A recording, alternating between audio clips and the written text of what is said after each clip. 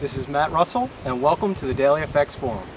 So here are the 5 pairs that I will be discussing this evening: the Euro Pound, the Aussie Kiwi, the Pound Swiss, the Euro Swiss, as well as the Euro Aussie. So let's go ahead and pull up the charts. And I also just want to mention that there will be no imminent trade setups tonight. So if you're looking for one, you might want to stop watching the video right now. Again, I've been stomped out on the last 5 trades here. We did have some very large gains prior to that in the Euro Aussie and the Aussie Kiwi, and hopefully you were able to take advantage of those trades. But personally, again, one of the most important things is learning how to deal with losing streaks, which certainly will. That's the one thing I can guarantee you of, that you will have streaks like this. And personally, I like to just shut it down for a few days and then come back fresh, let's say over the weekend. And in this case, it's a Thursday now, so I'm going to shut it down for the weekend and come back again fresh on Monday. But I'm going to go ahead and speak about the levels that I am looking at. And again, this is the Euro Pound, and prices right now still in the middle of the range here. We can apply this tentative shorter term daily resistance line, this thin blue line here, and we can see that prices have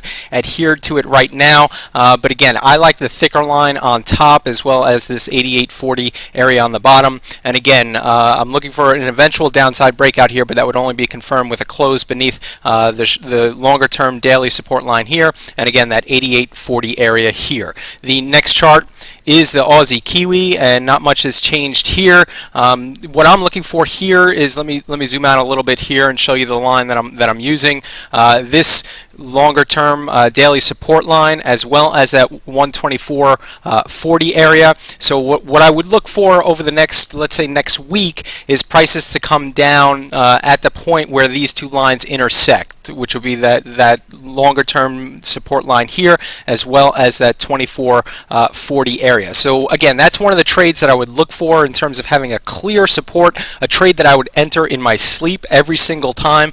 And again, those are the trades that you want to look for when you're having streaks such as the one that I'm having right now. So again, that's something that I will update next week. The next chart is the Pound Swiss, and not much has changed here either.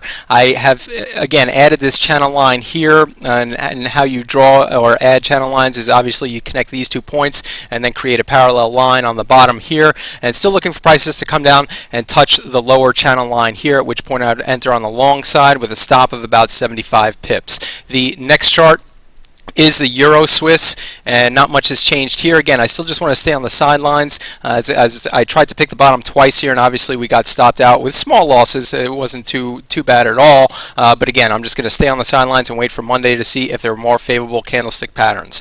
The next chart is the Euro Aussie, and the sell-off here continues, and the same story here. I'm just going to wait to see if there's favorable candlestick patterns or signs of a bottom where we might look to enter. But again, this sell-off is pretty steep, and certainly it looks like a very strong trend, and I don't want to get in the way of that trend. Again, my name is Matt Russell. Thanks for listening, and please stay tuned for a preview of the Daily FX Forums. I want to take this opportunity to formally welcome you all to the Daily FX Forums. I want to go through the process of how I personally access the forums, and how maybe you at home, if you want to access the forums in the future, might do so. The first thing you would do is go to www.dailyfx.com, and that will bring up, obviously, dailyfx.com, and usually there on the upper right hand corner I'll go ahead and click on where it says forum, and that will bring up the first page of the forums. And this view, I personally don't use this view, but this view actually shows you the most recent posts on all the threads within the different sections, and a little detail about those posts, so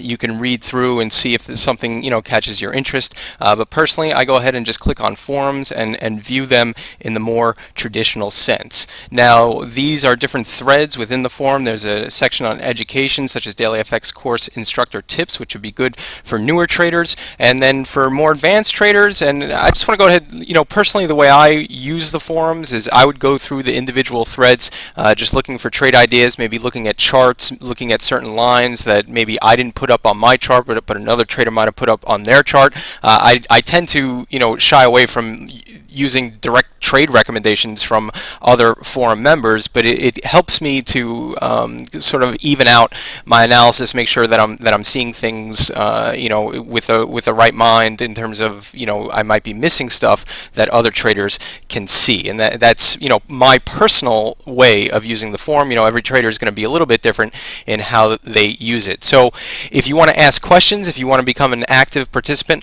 of the members, you would have to go ahead and register. So that's what I'm going to go through now, is the registration process. So assuming you're brand new to the forums, or maybe you've been here a few times and you're not really sure how it works, so I just want to walk through again the registration process.